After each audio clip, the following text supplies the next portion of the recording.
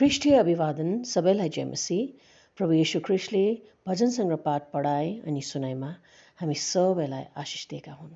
आमेन। भजन सङ्ग्रह 6 सङ्कष्टमा कृपाको निम्ति प्रार्थना। हे परमप्रभु, तपाईको क्रोधमा मलाई नहप्काउनुहोस्, तपाईको रिसमा मलाई ताडना नदिनुहोस्। म माथि दया गर्नुहोस् हे परमप्रभु, किनभने म अति दुर्बल छु। हे परमप्रभु, मलाई निको पार्नुहोस्, किनकि मेरा हाडहरूमा पीडा छ। मेरो प्राण पनि साह्रै बेचैनीमा छ। कहिलेसम्म हे परमप्रभु, कहिलेसम्म पर्खनु? मतिर फर्कनुहोस् हे परमप्रभु, मेरो प्राणलाई छुटकारा दिनुहोस्। तपाईको अचूक कृपाको खातिर मेरो उद्धार गरिदिनुहोस्। मृत्युमा तपाईको सम्झना हुँदैन। पातालमा कसले तपाईको प्रशंसा गर्न सक्छ र? आफ्नो अन्तर्नादले थाकेर म लाचार भएको छु। हरेक रात म रोएर मेरो ओछ्यान भिजाउँछु। शोकले गर्दा मेरा आँखा धमिला भएका छन्। मेरा शत्रुहरूले गर्दा ती कमजोर भएका छन्। हे सबै कुकर्मी हो, मबाट परहट, किनकि म रोएको परमप्रभुले सुन्नुभएको छ। परमप्रभुले कृपाको निम्ति मेरो पुकारा सुन्नुभएको छ। मेरो प्रार्थना परमप्रभुले ग्रहण गर्नुभएको छ।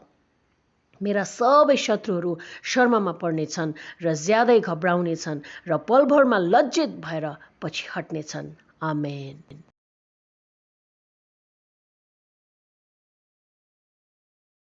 भजन सङ्ग्रह 7 दुष्टको विरुद्धमा इन्साफ होस् भन्ने प्रार्थना। हे परमप्रभु, मेरा परमेश्वर, तपाईँमा नै म शरण पर्छु।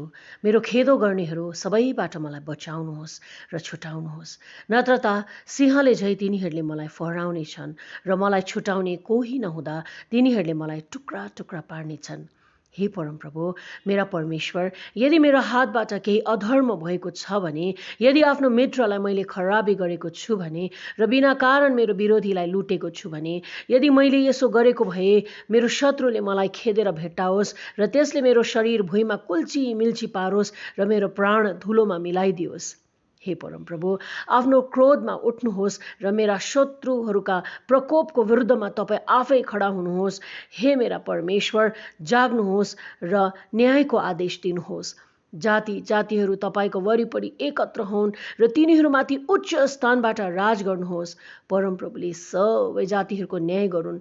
हे परमप्रभु, मेरो धार्मिकता अनुसार र मेरो निर्दोषता अनुसार मेरो न्याय गर्नुहोस्। हे सर्वोच्च परमेश्वर, हे धार्मिक परमेश्वर, जसले मन र हृदयको जाँच गर्नुहुन्छ, दुष्टहरूको उपद्रव समाप्त गर्नुहोस्, तर धर्मीहरूलाई स्थिर गराउनुहोस्। मेरो ढाल सर्वोच्च परमेश्वर हुनुहुन्छ, जसले सोझो हृदय भएका मानिसहरूलाई बचाउनुहुन्छ। परमेश्वर निष्पक्ष न्यायाधीश हुनुहुन्छ, जुन परमेश्वरले प्रतिदिन आफ्नो क्रोध व्यक्त गर्नुहुन्छ। यदि मानिसले पश्चाताप गरेन भने त उहाँले आफ्नो तरवारमा शान लाउनुहुनेछ। उहाँले आफ्नो धनुमा ताँदो चढाउनुहुनेछ। उहाँले आफ्ना घातक शस्त्रहरू तयार पार्नु भएको छ। उहाँले आफ्ना काँडहरूलाई अग्निबाण तुल्याउनुहुन्छ। जसको कल्पना दुष्टताले पूर्ण छ र उपद्रव सोच्दछ, त्यसले भ्रमलाई जन्म दिन्छ। जसले खनेर एउटा खाल्डो बनाउँछ, त्यसले खनेको खाल्डोभित्र त्यो आफै जाकिन्छ। त्यसको उपद्रव त्यसको आफ्नै टाउकोमा खनिन्छ। धार्मिकताको अत्याचार त्यसकै थाप्लोमाथि ओइरिन्छ। सर्वोच्च परमप्रभुको स्तुति म गाउनेछु। आमेन। भजन सङ्ग्रह 8 परमेश्वरको महामहिमा र मानिसको मर्यादा। हे सर्वमान्य परमप्रभु, सारा पृथ्वीभरि तपाईँको नाउँ कति महिमित छ। तपाईँका महिमाको स्तुतिगान उच्च स्वर्गमा हुँदछ। शिशुहरू र दुधे बालकहरूका ओठबाट तपाईँले पूर्ण प्रशंसा निकाल्नु भएको छ। तपाईँका शत्रुहरूका कारणले अनि शत्रु र प्रतिपक्षीलाई चुप गराउनलाई तपाईँले यसो गर्नुभएको छ। जब म तपाईँको हातले बनाएको आकाशलाई र तपाईँले स्थापित गर्नुभएका जुन र ताराहरूमाथि विचार गर्छु, मानिस के हो र तपाईँ त्यसको वास्ता राख्नुहुन्छ? मानिसको छोरो के हो र तपाईँ त्यसको फिक्री गर्नुहुन्छ? तपाईँले त्यसलाई स्वर्गीय प्राणीहरूभन्दा केही मात्र सानो बनाउनु भयो र त्यसलाई महिमा र आदरको मुकुट पहिराउनु भएको छ। आफ्नो हातका कामहरूमाथि तपाईँले त्यसलाई शासक बनाउनु भएको छ। सबै थोक तपाईँले त्यसका पैताला मुनि राखिदिनु भएको छ। सबै भेडा बाख्रा र गाई गोरु र वनका सबै पशुहरू, आकाशका पक्षीहरू र समुद्रका माछाहरू र समुद्रभित्र पौड्ने सबै जन्तुहरू, हे हाम्रा सर्वमान्य परमप्रभु, सारा पृथ्वीभरि तपाईँको नाउँ कति गौरवमय छ। आमेन। भजन सङ्ग्रह 9, परमेश्वरको धार्मिक इन्साफ। हे परमप्रभु, मेरो पूरा हृदयले म तपाईँको प्रशंसा गर्नेछु। तपाईँका सबै आश्चर्य कर्मको वर्णन म गर्नेछु। म तपाईँमा रमाउनेछु र उल्लसित हुनेछु। हे सर्वोच्च परमेश्वर, तपाईँको नाउँमा म स्तुति गाउनेछु। मेरा शत्रुहरू पिठ्यू फर्काएर भाग्छन्। तिनीहरू तपाईँको सामुन्ने ठक्कर खाएर नष्ट हुन्छन्, किनभने तपाईँले मेरो अधिकार र मामिलाको रक्षा गरिदिनु भएको छ। सिंहासनमा विराजमान भई तपाईँले निष्पक्ष न्याय गर्नुभएको छ। जाति जातिहरूलाई तपाईँले हप्काउनु भएको छ र दुष्टहरूलाई नष्ट पार्नु भएको छ। तपाईँले तिनीहरूको नाउँ सधैँको निम्ति मेटिदिनु भएको छ। शत्रुहरूमाथि अनन्त विनाश छाएको छ। तिनीहरूका शहरहरू तपाईँले उखेल्नु भएको छ। तिनीहरूको नाउँ निशानै मेटिएको छ। परमप्रभुले सदाकालको निम्ति राज्य गर्नुहुन्छ।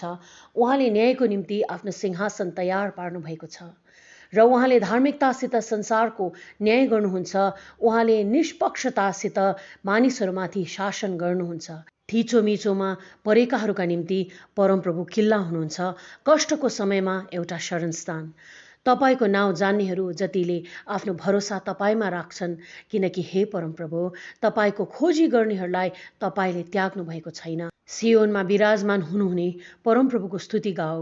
मानिसहरूका बीचमा उहाँका कामहरूको घोषणा गर, किनकि रगतको बदला लिनुहुनेले सम्झना गर्नुहुन्छ। सङ्कष्टमा परेकाहरूको पुकारालाई उहाँले बेवास्ता गर्नुहुन्न। हे परमप्रभु, म माथि अनुग्रह गर्नुहोस्। हेर्नुहोस्, मलाई घृणा गर्नेहरूबाट मैले कस्तो कष्ट भोग्न परेको छ। तपाईँले नै मलाई मृत्युको मुखबाट छुटाउनुहोस् र सियोनकी छोरीका ढोकाहरूमा म तपाईँको सबै प्रशंसाको घोषणा गर्न सकूँ र त्यहाँ तपाईँले गर्नुभएको उद्धारमा म रमाउन सकूँ। जाति जातिहरू आफूले खनेको खाडलमा आफै जाकिएका छन्। तिनीहरूले लुकाएर फैलाएको जालमा तिनीहरू आफै परेका छन्। परमप्रभु त उहाँकै न्यायद्वारा चिनिनुहुन्छ। दुष्टहरू चाहिँ आफ्नै हातका कामको जालमा फँसेका छन्। दुष्टहरू चाहिँ पातालमै फर्केर जानेछन्। सबै जातिहरू जसले परमेश्वरलाई बिर्सन्छन्, तर दरिद्रहरूलाई सधैँ बिर्सने छैन। पीडितहरूको आशा कहिले चकनाचुर हुने छैन। हे परमप्रभु, उठ्नुहोस्, मानिस विजयी हुन नपाओस्। जाति जातिहरूको न्याय तपाईँको सामने होस्। हे परमप्रभु, तिनीहरूलाई भयभीत तुल्याउनुहोस्। तिनीहरू त मानिस मात्र हुन् भनी जातिहरूले थाहा पाउन्। आमेन। भजन सङ्ग्रह 10, दुष्टमाथि परमेश्वरको इन्साफ होस् भनेर प्रार्थना। हे परमप्रभु, तपाईँ किन टाढा उभिनुहुन्छ? कष्टको बेला आफैलाई तपाईँ किन लुकाउनुहुन्छ? दुष्ट मानिसले आफ्नो अहङ्कारमा कमजोरहरूलाई लखेर्छ। त्यसले रचेका योजनामा तिनीहरू फस्छन्। दुष्ट आफ्नो हृदयका इच्छाहरूमा गर्व गर्दछ। त्यसले लालची मानिसलाई आशीर्वाद दिन्छ र परमप्रभुलाई निन्दा गर्दछ। आफ्नो अहङ्कारमा दुष्टले उहाँलाई खोज्दैन। त्यसका सबै विचारमा परमेश्वरलाई स्थान हुँदैन। त्यसका कामकाजमा त्यो सधैँ सफल हुन्छ। त्यो अभिमानी हुन्छ र तपाईँका विधिहरू त्यसबाट टाढा हुन्छन्। आफ्ना सबै शत्रुहरूको त्यसले उपहास गर्दछ। त्यसले आफ्नो मनमा सोच्छ, कुनै कुरोले मलाई हल्लाउन सक्ने छैन। म सधैँ सुखी हुनेछु र मलाई कुनै कष्ट आइपर्ने छैन। त्यसको मुख श्राप, झुट र धम्कीले भरिएको हुन्छ। त्यसको जिब्रोमा उपद्रव र दुष्टता छन्। गाउँ गाउँकै नजिक त्यो ढुकी बस्छ। ढुकेर बसेका ठाउँहरूमा त्यसले निर्दोषहरूको हत्या गर्छ। त्यसले दुखीहरूलाई लुकी लुकी चियो गरिराखेको हुन्छ। झाडीमा पर्खेर बसिरहेको सिंह झै त्यो गुप्त ठाउँमा ढुकेर बस्छ। असहायहरूलाई पक्रन त्यो ढुकेर बस्छ। त्यसले आफ्नो जालमा असहायहरूलाई घिसारेर लैजान्छ। दुखीहरू पेलिन्छन् र लाचार भई लड्छन् र तिनीहरू त्यसको शक्तिले ढल्दछन्। त्यसले आफ्नो मनमा सोच्छ, परमेश्वरले बिर्सनु भएको छ। उहाँले आफ्नो मुहार लुकाउनु भएको छ र कहिले देख्नुहुन्न।